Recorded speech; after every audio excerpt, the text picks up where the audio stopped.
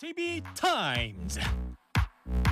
네, 더 막내 작가와 함께 시선 집중의 문을 열겠습니다. 어서 오세요. 네, 안녕하세요. 더막갑니다. 네. KYJ님이 인사를 전해주셨어요. 예. 반갑습니다. 우리 딸 취업했는데 매일 아침 5시 반에 일어나려니 힘든데 시선 집중 시청하니 여기까지 보내주셨어요. 와, 딸이 취업에 성공했다고요? 네. 경사났네, 경사났어. 그죠? 어이구. 좋은 일이겠죠. 취업했는데 매일 아침 5시 반에 일어나려니 힘든데 시선 집중 시청하니 여기까지 보내주셨는데 좋다는 얘기겠죠? 그러겠죠. 네. 축하드립니다. 그리고 스티그마님이 오 종배형 수트핏 보소 상남자 뿜뿜 이라고 칭찬을 해주셨네요. 목걸이가 좀 괜찮죠? 예. 네. 이사야님 좋아요 눌러야지 더mak가님한테 혼나기 전에 해주셨는데요. 네. 예, 좋아요는 사랑입니다, 여러분. 지금 유튜브로 시청하고 계시다면 좋아요 꾹 구독 꾹 눌러주시고 공유도 널리 부탁드리겠습니다. 네, 자 AS 타임 가볼까요?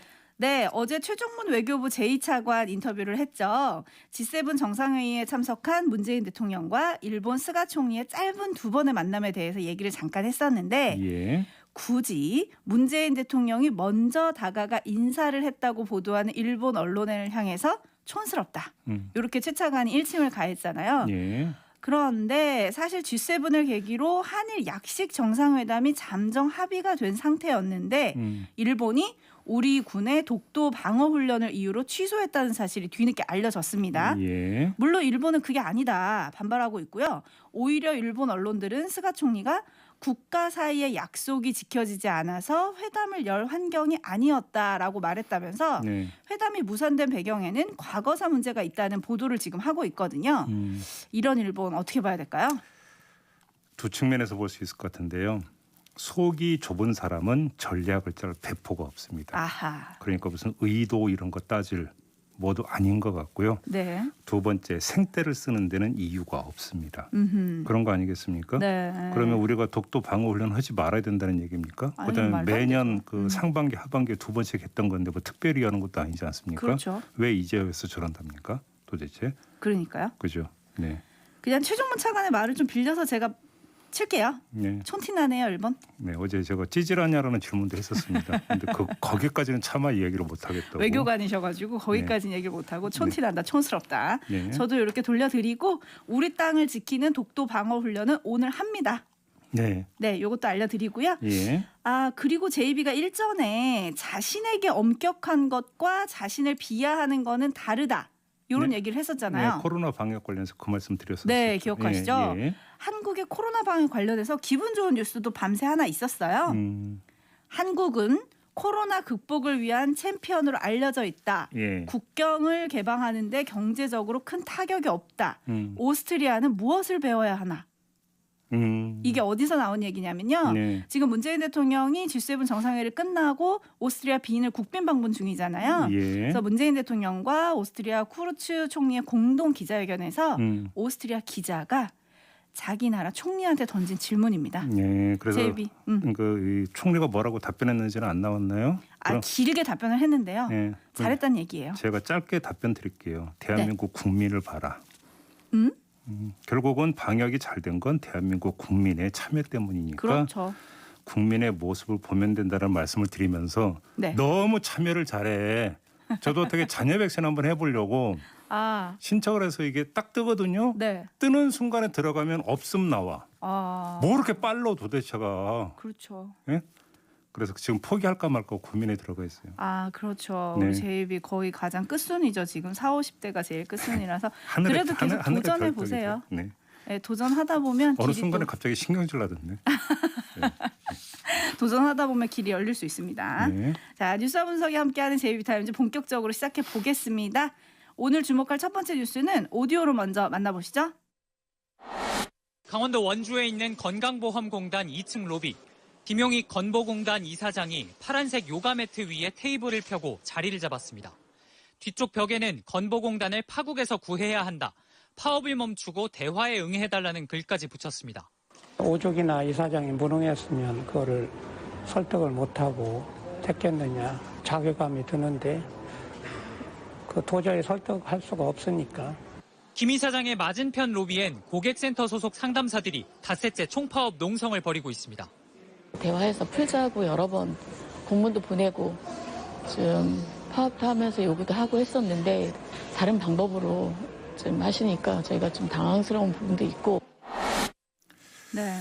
참 희한한 장면이 연출이 된 건데 다시 한번 정리를 해드리면 김용익 건보공단 이사장이 단식 농성에 들어갔어요. 이사장이 예, 노노 갈등 때문이라는 건데 자 고객센터가 이제 민간에 위탁돼 있습니다. 그러니까 네. 거기서 일하는 분들은 건보공단 직원이 아니죠. 근데 아무튼 고객센터 노조의 조합원들이 이 고객센터의 직영화, 그다음에 직고용을 요구하면서 10일부터 파업에 들어갔어요. 네. 그런데 문제는 건보공단 노조는 직고용에 반대를 하고 있다는 겁니다. 네. 그리고 현 노조집행부가 1월 선거 때 직고용 반대를 공약으로 내걸고 당선이 됐으니까 더더군다나 이제 강경 입장인 건데 그러니까 김용익 이사장은 고객센터 노조에게는 파업 중단을 네. 건보공단 노조에게는 민간 위탁 사무 논의 협의에 참여를 촉구하고 있는데 이 협의의 문제를 해결하려면 이 협의회가 열려야 된다고 그래요.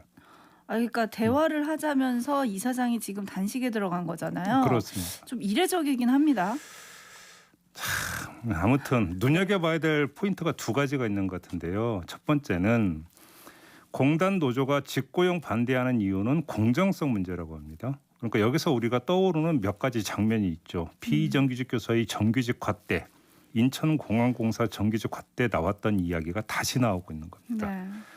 자 여기서 공정성 주장이 옳으냐 그르냐를 따지기에 앞서서 그런 주장이 나오는 배경에 뭐가 있는 겁니까? 노동이 수직계열로 되어 있다 이런 이야기잖아요. 네네. 그잖아요. 노동자라고 같은 노동자가 아니라는 얘기잖아요. 그렇죠. 자 그러면 우리 같은 노동자가 되는데 당신들은 지금 불공정하게 그 지름길로 가려고 하는 거 안 된다. 이 이야기는 우리의 노동은 더 존귀하고 더 값어치 있고 더 빛난다. 이런 의식에 깔려 있다고 봐야 되는 거 맞는 거죠. 그렇게 봐야 되는 거 맞는 거죠. 네. 꼭 이렇게 접근해야 되는 거 싶은 생각이 첫 번째 들고요. 네.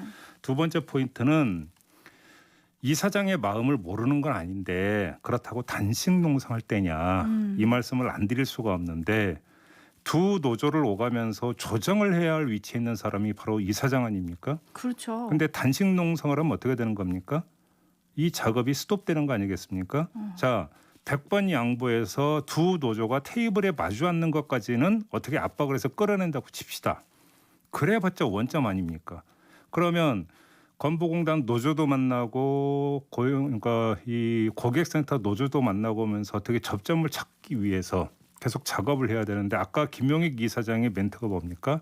설득. 어렵다라고 하는 멘트가 나오던데 벌써 포기를 해야 되는 문제냐. 그렇죠. 이거를 좀 다시 한번 되물어볼 수밖에 없을 것 같습니다. 뭐 김용익 이사장은 자괴감이 든다고도 했거든요. 자기가 이렇게 단식을 해야 되나. 뭐 하다 절박해서 마지막 수를 들었다 이렇게 말씀을 하실 수도 있겠지만 주주삼방님이 허참 거참 이렇게 보내주셨거든요. 네. 많은 분들이 아마 이렇게 느끼실 것 같아요. 그리고 김정원님은 이사장이 자기 신분도 모르고 노조인지 관리자인지 헷갈리시는 모양이네요라고 해주셨는데 어떻게든 양쪽을 조금 더 설득을 하셔야 되는 게 아닌가 이런 생각이 드는데 예. 지금 상황을 좀 많은 언론들이 제2의 인곡공 사태라고 좀 부르기도 하더라고요. 건보공단 고객센터 상담사 노조 그리고 건보공단 노조 입장이 아주 팽팽합니다. 예. 상담사 노조는 개인정보를 다루는 업무 성격상 우리는 직고용 돼야 된다. 그리고 국민연금 건강보험심사평가원 근로복지공단 상담사는 다 직고용으로 전환이 됐다. 이런 주장을 하고 있고요. 예. 건보공단 노조는 정부 방침이 명확하지 않다. 꼭 해줘야 하는 건 아니다. 그리고 오히려 상담사가 2년 이상 근무하면 서류 전형에서 가산점이 주어지는데 이거는 역차별이다. 이런 목소리를 내고 있거든요. 그게 왜 역차별이에요, 근데? 그러니까 아무튼 네. 그래서 건보공단 취업을 준비하는 취업 입시생들까지 그럼 우리는 뭐냐 이런 얘기를 하고 있다 그러거든요. 이 간극을 어떻게 좁힐 수 있을까요? 고용노동부가 나서야 한다 이런 목소리도 있긴 하던데. 근데 이게 정부 방침이 명확치 않다라고 하는 게 꼭 이유가 되는 겁니까? 아니 그러니까 그 노동이 노동을 품을 수는 없는 문제인지 저는 그걸 한번 좀 되물어 보고 싶은데요. 네. 다시 말해서 어떤 백지 상태에서 첫걸음을 떼는 게 아니라 비슷한 성격의 다른 공단의 어떤 사례도 있는 거 아니겠습니까? 네. 그런데 정부 방침이 명확하지 않다는 얘기가 굳이 나와야 되는 지금 계제인가요? 저는 그걸 한번 되묻고 싶은데요. 알겠습니다. 지금 많은 분들이 의견이 분분하시네요. 근데 네. 이게 어떻게든 좀 해결이 됐으면 좋겠습니다. 양쪽에 다 상처가 나는 결론이지 않았으면 좋겠다. 이런 말씀을 좀 드리고 싶고요. 어려운 말로 전문가들이 노동의 이중 구조 이런 이야기를 많이 하던데요. 네, 이게 바로 이제 이런 얘기를 두고 하는 거거든요. 그잖아요. 그렇죠. 노동이라고 똑같은 노동이 아니더라. 이런 이야기가 되는 거죠. 네. 네. JB타임즈 다음 주목할 뉴스는 어떤 건가요? 올해 40살의 남성이 있습니다. 네. 2002년 1월에 유학차 미국으로 떠났습니다. 네. 그런데 병역 의무 이행 기간이 다가오지 않겠습니까? 그래서 2005년 8월에 귀국을 하라는 병무청 통보를 받았습니다. 근데 귀국을 하지 않고 버텼습니다. 네.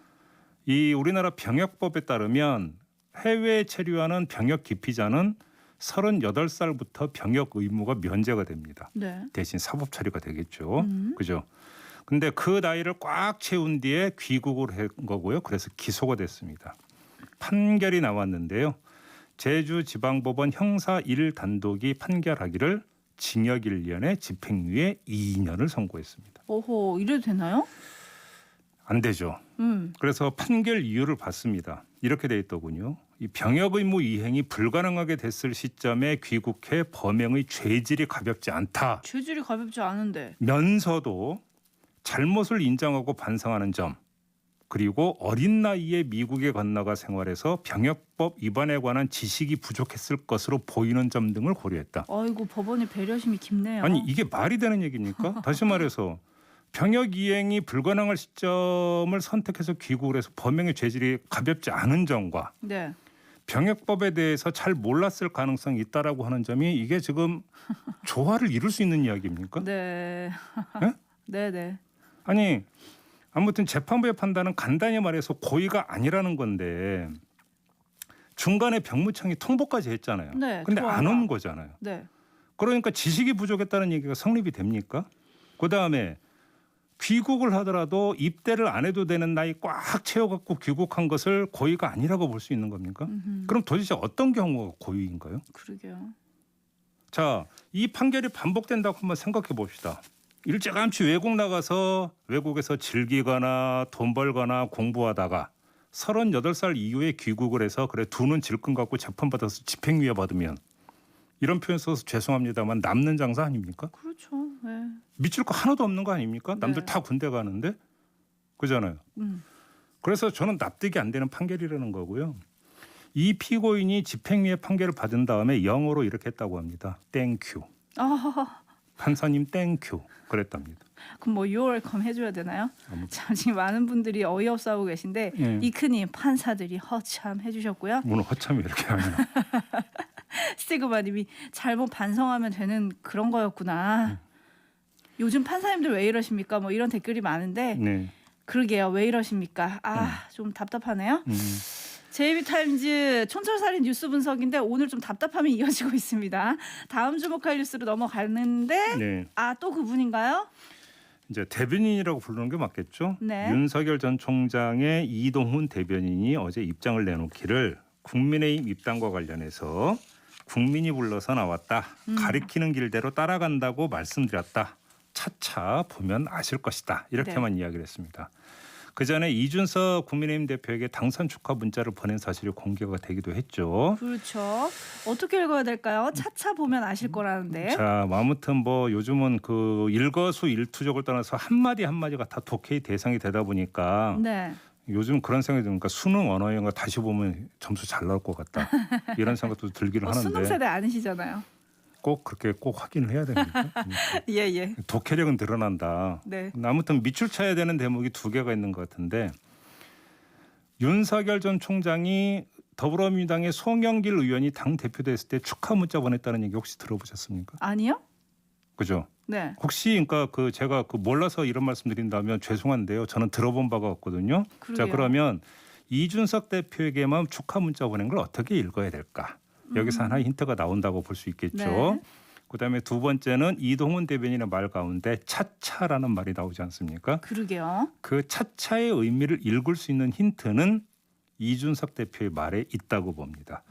윤석열 전 총장의 축하 문자를 받은 다음에 이렇게 그러니까 전화로 이야기를 했다는 거 아닙니까? 네. 대선 경선이 시작되는 8월 중순에는 입당해야 하신다. 어허, 이렇게 8월. 이렇게 해야 되는데 데드라인 아니겠습니까? 그러네요. 그러면 이걸 윤석열 전 총장의 입장에서 보면 어떻게 되는 겁니까? 최소 2달 동안은 국민의힘이 입당을 안 해도 된다는 얘기가 되는 거 아닌가요? 네. 여기서 차차가 갖고 있는 의미가 나오는 거 아닙니까? 아하. 2달의 시간은 있다. 네. 자, 여기서 그러면 우리가 정리를 해야 되는 게 윤석열 전 총장이 밝게 되는 입장이 두 종류가 있죠. 하나는 아직 대선 도전 선언 안 했어요. 공식적으로는 안 했어요. 안 했죠. 그러니까 이게 하나가 있는 거고요. 또 한 가지는 국민의힘으로 갈지 안 갈지를 밝히는 게 입장 변명이 있는 거죠. 네. 그런 거 아니겠습니까? 네. 자, 여기서 이동훈 대변인이 이야기한 것은 차차는 일단 후자겠죠. 국민의힘 입당 여부가 되는 거고, 다만 그 대권 도전 선언 부분은 또 별개로 가는. 이렇게 놓고 본다면 시간차로 나올 가능성이 있다고 봐야 될 수도 있는 거죠. 아, 두 가지도 이제 시간차로 그럼요. 밝힌다. 그렇죠. 예를 들어서 대권 도전 선언을 하더라도 바로 국민의힘으로 입당하는 게 아니라 최대한 궁금증 증폭시키면서 자유롭게 움직이다가 때 되면 들어갈 수도 있는 거고, 뭐 아니면 또 아닐 수도 있는 거고, 이렇게 되는 거 아니겠습니까? 그러니까 차차가 이런 차도 있고 저런 차도 있다. 종로행도 있고 영등포행도 있다. 뭐 이런 얘기가 되는 겁니까? 네, 네, 죄송합니다. 알겠습니다. 썰렁해서. 근데 저는 그냥 단순하게 목적지도 정했고 버스 탈 시간 좀 벌어보겠다 그냥 이렇게 느꼈는데 네, 알겠습니다. 복잡하네요. 네. 근데 어제 제이비가 장해찬 평론가 궁금해했잖아요. 아, 예, 윤석열 전 총장의 대선 수업 연희동 골목 탐방을 함께했을 당시에 장해찬 평론가가 올렸던 글을 제가 다시 봤습니다. 이렇게 썼더라고요. 혹시 앞으로 윤석열 전 총장의 다른 행보에도 일부 동행하게 된다면 소통의 창구 역할을 하도록 최선을 다하겠습니다. 그러니까 소통의 창구 역할이라고 하는 게 공보 담당이잖아요. 그렇죠. 그죠. 그래서 아직 공식적으로 공보팀에 합류했다는 보도는 없었는데 나름 공식 캠프 인사로 분류하는 보도도 있긴 하더라고요. 네. 그리고 어제 장해찬 평론가가 버스가 먼저 출발해도 택시 타고 목적지로 직행할 수 있는 사람에게 언제 들어오라고 으름장을 놓을 필요가 없다.